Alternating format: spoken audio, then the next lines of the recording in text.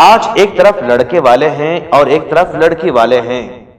لڑکے والے چاہتے ہیں کہ آنے والی بہو صوم و صلات کی پابند ہو، لیکن اپنے بچے کے بارے میں کبھی نہیں سوچتے ہیں کہ ہمارا بچہ بھی صوم صلات کا پابند ہو۔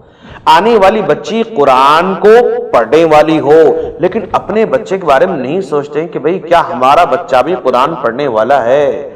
آنے والی بچی روزہ رکھنے والی ہو، کیا ہمارا بچہ بھی روزہ رکھنے والا ہے۔ آنے والی بچی عالمہ فاضلہ ہو، کیا ہمارا بچہ بھی عالم اور فاضل ہے یا عالمہ اور فاضلہ کی عزت کرنے والا ہے۔ اس طرح کی سوچ ہمارے معاشرے میں نہیں پائی جاتی ہے۔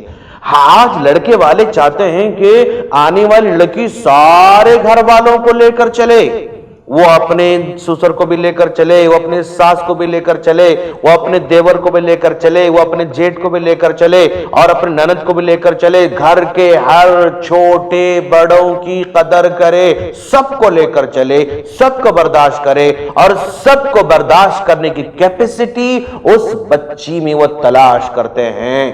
لیکن کیا اپنے بچے میں وہ کوالٹی پیدا کر رہے ہیں آپ کہ بھئی ہمارا بچہ کیا اتنا وہ کوالیفائیڈ ہے کہ وہ سب کو برداشت کر سکتا ہے، وہ حقوق ادا کر سکتا ہے، وہ بھی صوم و صلات کا پابند ہو سکتا ہے، وہ بھی متقی ہے، وہ بھی پرہیزگار ہے۔ ہم بچوں کی تربیت پر ہم توجہ نہیں دیتے ہیں، صرف آنے والی بچی کو ہی تربیتی نقطہ نظر سے دیکھنا چاہتے ہیں۔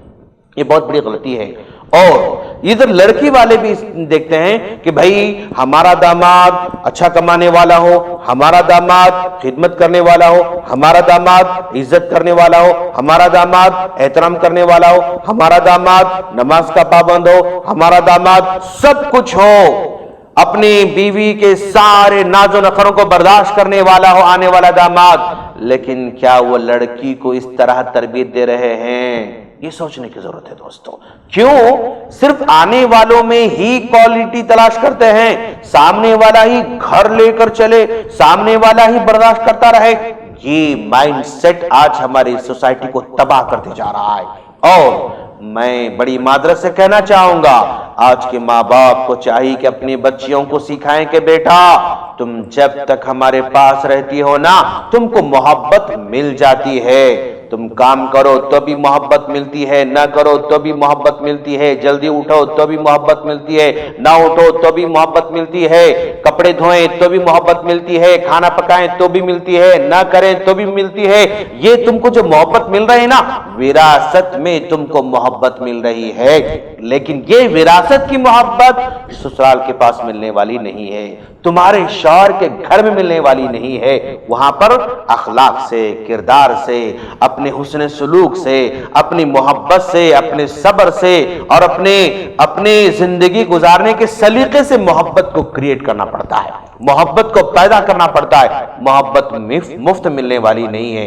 تو جو کوالٹی ہم دوسروں میں تلاش کرتے ہیں، وہی کوالٹی اپنے بچوں میں پیدا کرنے کی ضرورت ہے۔ اگر نہیں پیدا کریں گے، پھر طلاق کا سامنا ہوگا، پھر خلا کا سامنا ہوگا، پھر لڑائی کا سامنا ہوگا، پھر جھگڑے کا سامنا ہوگا۔ ہم اللہ سے دعا کرتے ہیں کہ باری تعالیٰ تو ہم تمام کو اپنے اندر اصلاح پیدا کرنے کی توفیق عطا فرما اور اپنے آپ کو بدلنے کی توفیق عطا فرما، آمین۔ سبسکرائب کیجئے ہمارے چینل اور دبائیے بیل کا آئیکن تاکہ آپ کو ریگولر نوٹیفیکیشن اپڈیٹس مل سکے۔